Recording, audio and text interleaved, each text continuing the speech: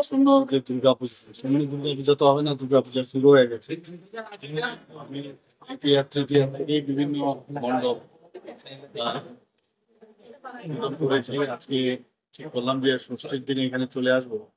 ধর্মনগর আজকে এলাম, ধর্মনগরে এসে কালী মন্দিরে গেলাম, এখানে রামকৃষ্ণ সেবা সমিতির এখানে আশ্রম, এখানেও আজকে এলাম।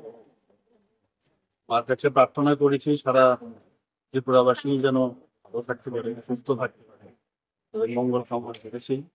পাশাপাশি ধর্মনগরে যেহেতু এসেছি, ধর্মনগরবাসীর জন্য তো করবো। আমাদের সরকার ডেভেলপমেন্টের যা যা দরকার সব জায়গায় করছে। আমি যখন এখানে এলাম, যে কিছুদিন আগে আমি ধর্মনগরে এসেছিলাম, এর মধ্যেই অনেক পরিবর্তন আমি এখানে ইনফ্রাস্ট্রাকচারালি দেখতে পাচ্ছি। আরো কিছু করবো আমি।